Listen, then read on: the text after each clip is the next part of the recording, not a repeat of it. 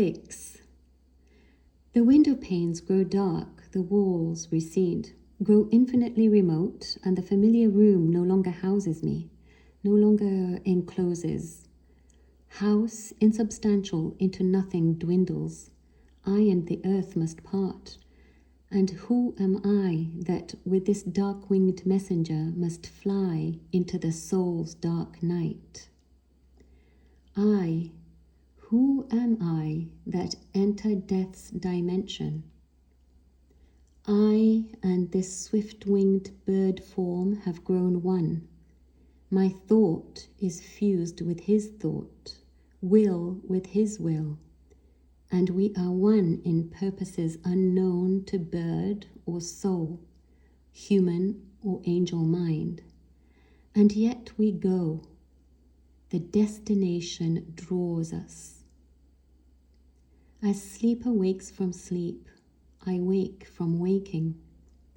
World's image fails and founders, mountain forms, garden and trees heal over into darkness, go down the night like ice in northern ocean. Nothing withholds house from crumbling, hills from falling. Only the bird flight and this traveling of the soul into its own night are certain. House that has sheltered me since I was born, flowers and trees and skies and running burn.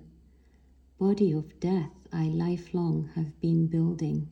My face, hands, voice, language, and cast of thought, no longer me or mine. I dreamt them into being. Being that is unmade again into the night, grows tenuous and is gone. In the round barrow on the moor, a king's sword rusts under the cropped turf. Necklace and golden cup lie in the finer dust of a dead queen. And when the ghosts come blowing on the north wind, they find again the treasure that once seemed inseparable from their own living, underground in the earth's circle, in the bones mound. I too have haunted memories, places once loved, travelled back 30 years to where home was, to find the hills still standing, to find the old stone house, the trees cut down, but water still flowing from the village well where once I dipped my bucket as a child.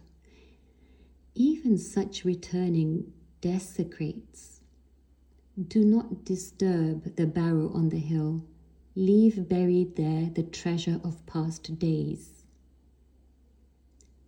Not in overlong continuance sea of amulet or ghost, in wraith of what has been, evidence of soul's immortality. The ghost that haunts, the haunting memory, is the continuance only of the dead.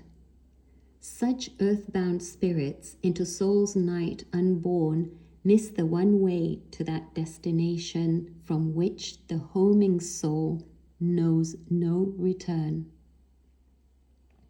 Yet, with what infinite gentleness being flows into the forms of nature and unfolds into the slowly ascending tree of life that opens, bud by bud, into the sky. World, with what unending patience, grows, ascends the roots from the dark well of night, from stone to plant, from blind sense into sight up to the highest branch where the raven head grows white. But body was imperfect from the first. Heart, sense, and the fine mesh of word and thought will not contain the abundance of the world. The God that in the ascending tree, bird, stone, river and mountain, wind and rain, has remained hidden since the world began. The power that overflows and shatters every form calls on death to come, to break the imperfect mold. Spirit, freed from the form into which you flowed, prisoned Merlin of the groaning tree, the self you were in nature falls away all at once into dust as the bird heart homes.